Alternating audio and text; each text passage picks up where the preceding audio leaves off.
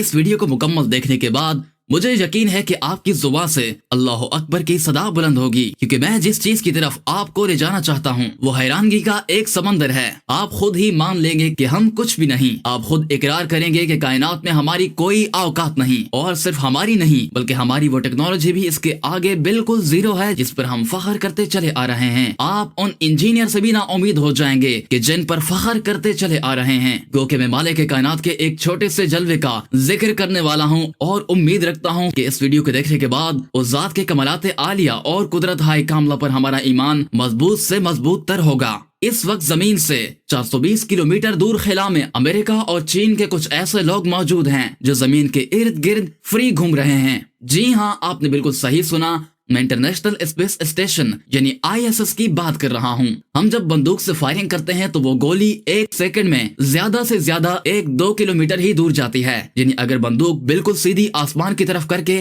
Firing کریں تو وہ گولی 1-2 کلومیٹر اوپر جانے کے بعد واپس زمین پر آ گرے گی، کیونکہ زمین گولی پر برابر فورس لگا رہی ہے، کہ جس کو سائنس کی زبان میں گریویٹیشنل فورس کہتے ہیں۔ ہم جو بھی چیز اوپر کی طرف پھینکتے ہیں وہ نیچے واپس آ کر گر جاتی ہے، لیکن اگر ہم کسی ایسی بندوق سے فائرنگ کریں کہ جس سے نکلی ہوئی گولی 11 کلومیٹر فی سیکنڈ کی رفتار پکڑ لے تو وہ زمین پر کبھی واپس نہیں آئے گی، کیونکہ یہ زمین کی اسکیپ ویلوسٹی ہے، اور اسی رفتار سے زمین کی کشش سے باہر نکلا جا سکتا ہے۔ اس سے کم رفتار پر ہم چاہتے ہوئے بھی زمین کی کشش سے خود کو آزاد نہیں کرا سکتے۔ ناسا والے جب ISS کے لیے خلاباز یا خوراک وغیرہ بیچتے ہیں تو ان کے خلائی جہاز کی رفتار 11 کلومیٹر فی سیکنڈ کی رفتار پکڑ لے کہ جو اسے زمین کی کشش سے آزاد کرانے کے لیے کافی ہو۔ اب یہ تو صرف زمین سے نکلنے کی بات ہو گئی، اگر سولر سسٹم سے باہر نکلنا ہو تو اس کے لیے ہمیں تقریباً 42 کلومیٹر فی سیکنڈ کی رفتار پکڑنی ہوگی، اور یہی سولر سسٹم کی اسکیپ ویلوسٹی ہے۔ ناسا اور اسپیس ایکس کمپنی کے ساتھ جو خلائی گاڑیاں ہیں وہ ابھی تک اس قابل نہیں کہ یہ رفتار پکڑ سکیں، کیونکہ ایک سیکنڈ میں 42 کلومیٹر تک جانا کوئی مذاق نہیں۔ اسی طرح اگر ہمیں اپنی کہکشاں ملکی وے سے باہر نکلنا ہو تو اس کے لیے ہمیں 550 کلومیٹر فی سیکنڈ کی رفتار پکڑنی ہوگی۔ اگر ہم نظام شمسی سے باہر نکلنے میں کامیاب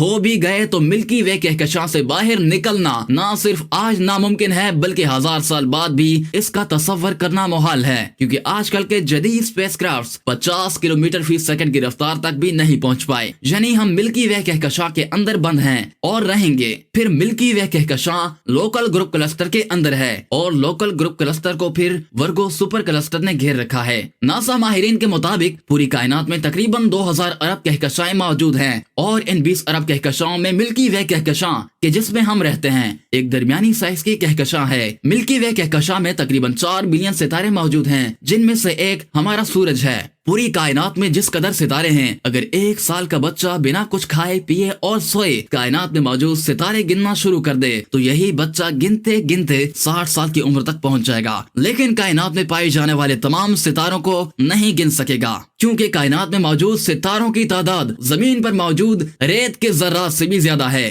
کیا ناسا کی خلائی گاڑیوں نے کبھی نظام شمسی اور ملکی وے کہکشاں سے باہر نکلنے کی کوشش کی؟ یہ سوال واقعی بنتا ہے تو اس کا جواب ہے کہ ہاں، اس وقت امریکہ کے 4 مشنز سولر سسٹم سے باہر نکلنے کو ہیں۔ جی ہاں، آپ نے بالکل ٹھیک سنا، میں دراصل Voyager 1، Voyager 2، pioneer 10 and pioneer 11 کی بات کر رہا ہوں۔ تازہ ترین اپڈیٹس کے مطابق وائجر 1 اور 2 اس وقت سولر سسٹم کے آخری کناروں پر ہیں۔ ان کے پیچھے پائنیئر 10 اینڈ پائنیئر 11 بھی سولر سسٹم سے باہر نکلنے کی طرف بڑھے جا رہے ہیں۔ چاروں اسپیس گاڑیوں کی رفتار ناقابل یقین حد تک پہنچ چکی ہے۔ وائجر 1 اس وقت 17 کلومیٹر فی سیکنڈ، وائجر 2 15 کلومیٹر فی second, pioneer 10 space crafts 11.2 kilometre فی سیکنڈ اور پائنیئر 11 36 کلومیٹر فی سیکنڈ کی رفتار سے رواں دواں ہیں۔ یہ چاروں مشنز ہر 20 گھنٹے کے بعد ناسا کو اپڈیٹ دے رہی ہیں۔ ناسا کے بعض ماہرین کا کہنا ہے کہ وائجر 1 سولر سسٹم سے باہر ہو چکا ہے۔ وائجر 1 ہم سے اتنا دور جا چکا ہے کہ اس کے بھیجے ہوئے سگنلز 22 گھنٹے کے بعد ہی زمین پر پہنچتے ہیں۔ اس سے آپ اندازہ لگا سکتے ہیں کہ وائجر 1 اس وقت کہاں ہوگا۔ اگر آپ یہ سوچ رہے ہیں کہ یہی چاروں اسپیس گاڑیاں ہماری ملکی وے کہکشاں سے باہر نکل پائیں گی تو ایسا سوچنا بھی نہیں، کیونکہ ملکی وے کہکشاں سے باہر نکلنے کے لیے لاکھوں اربوں سال درکار ہوں گے۔ ہم اس قدر بے بس ہیں کہ 2000 ارب کے قریب کہکشاؤں میں سے صرف ایک درمیانی سائز کی کہکشاں سے ابھی نکل نہیں سکے، کائنات سے نکلنا تو دور کی بات۔ ناسا فلکیات دانوں کا کہنا ہے کہ وائجر 1 کا رخ ہمارے قریبی ستارے پروکسیما سینٹوری کی طرف ہے، है। यानी वाइजर 1 45 सालों से मुसलसल प्रोक्सिमा सेंटोरी सितारे की तरफ बढ़े जा रहा है। लेकिन अगर आप सोच रहे हैं कि वाइजर 1 स्पेसक्राफ्ट अगले चंद सालों में वहां पहुंच जाएगा, तो इसका जवाब है कि नहीं, क्योंकि मुकम्मल कैलकुलेशन से मालूम होता है कि वाइजर 1 वहां अगले 70,000 साल में पहुंचेगा। मैं फिर दोहराता चलूं कि 70 साल नहीं बल्कि 70,000 साल, जबकि वाइजर 2 भी वाइजर 1 का पीछा कर रहा है। इस तरह पायनियर 10 एक एल्डेबेरन नामी सितारे की तरफ बढ़े जा रहा है और ये तकरीबन 20 लाख सालों के बाद वहां पहुंचेगा। इसके अलावा पायनियर 11 जिस सितारे की तरफ बढ़े जा रहा है वो हमसे बहुत ही दूरी पर वाक़ है और कहा जाता है कि ये स्पेसक्राफ्ट यानी पायनियर 11 अपने करीबी सितारे तक 40 लाख साल के बाद ही पहुंच पाएगा। लेकिन क्या यह सही सलामत वहां तक पहुंच पाएगा, इस सिलसिले में वसूख से कुछ भी नहीं कहा जा सकता, क्योंकि वहां से रेडियो सिग्नल्स वसूल होने में दुश्वारी पेश आ रही है। रहनुमाई के लिए बताता चलूं कि ये हमारे करीब तरीन सितारे हैं कि जहां तक इन स्पेस क्राफ्ट को पहुंचने में इतना तवील अरसा दरकार है, जबकि ये वो सितारे हैं जो टेलीस्कोप के बगैर ही जमीन की मुख्तलिफ पोजीशन पर बड़ी आसानी से देखे जा सकते हैं। मिल्की वे से निकलने के लिए इन स्पेस क्राफ्ट को कम से कम 1000 किलोमीटर फी सेकंड की वेलोसिटी चाहिए, जबकि इतनी ज्यादा स्पीड हासिल करने के लिए इन स्पेस क्राफ्ट के पास कोई तरीका नहीं है। मतलब ये कि ये चारों स्पेस क्राफ्ट कभी भी मिल्की वे कहकशां से नहीं निकल सकते। अगर आपको ये वीडियो अच्छी लगी तो चैनल को जरूर सब्सक्राइब कीजिएगा और बेल आइकन को जरूर ऑन कर लीजिएगा और हमें कमेंट में बताइएगा कि आपको ये वीडियो कैसी लगी। शुक्रिया।